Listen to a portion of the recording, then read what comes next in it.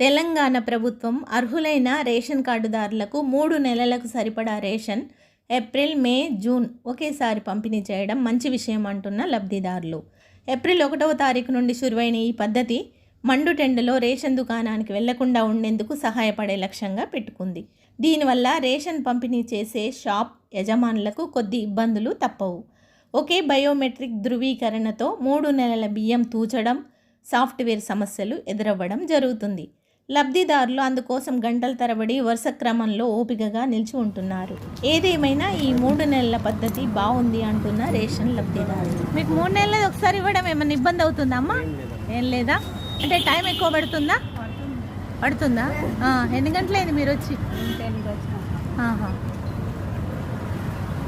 వీళ్ళకి సహకరిస్తారు కదా మీరు బాగానే. మా అంజన్ ఎంత గ్రేట్ అంటే 12 గంటల వరకు పెట్టేది మా కోసం 1 గంటల వరకు పెట్టి మంచిగా చేస్తుండు. మనం ఎంకరేజ్ చేయాలి. ఒక షాప్ ఉంది పక్కన, ఇంకో రేషన్ షాప్ చెప్పండి, పేరు చెప్పండి, కానీ ఆడ సరుకులు తీసుకుంటేనే ఇస్తాం అది అంటారు. మా అన్న అట్లా కాదు, మంచి ఇస్తుండు.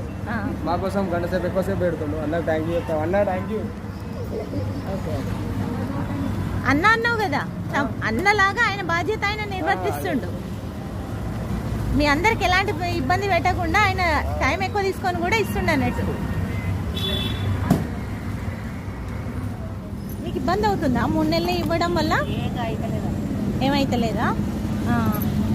అంటే చాలాసేపు కూర్చోవాల్సి వస్తుందా అని? అక్కడ టైం పడుతుంది కదా. ఏం టైం పడతలేదా నీకు? కూర్చున్నావు కదా ఇక్కడ నీడకు.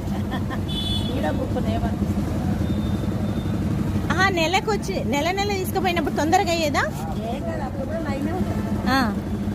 ఇబ్బంది ఏం లేదు మీకన్నా. బియ్యంకి వచ్చినావు అమ్మ నువ్వు. నీకు మరి ఎవరు తీసుకుపోతారు? అది బరువు ఎట్లా మోస్తావు? 3 నెలలది కదా. 3 నెలలది వేయడం వల్ల ఇబ్బంది అవుతుందా? నెలకి ఇస్తే బెటరా? నీకు నెలకు మంచిగా అనిపించిందా? 3 నెలలకు ఒకసారి ఇస్తే బాగుందా? మన చేతుల పని ఉన్నది.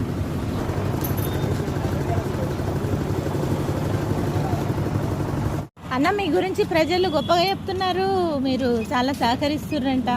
ఒక 2-3 గంటలు లేట్గా కూడా ఇస్తారంట. మీకు ఎంత ఇబ్బంది అవుతుంది? అంటే నెలకి ఇచ్చిన దానికి 3 నెలలకు ఒకసారి ఇచ్చిన దానికి ఏమన్నా ఫరక్ ఉందా?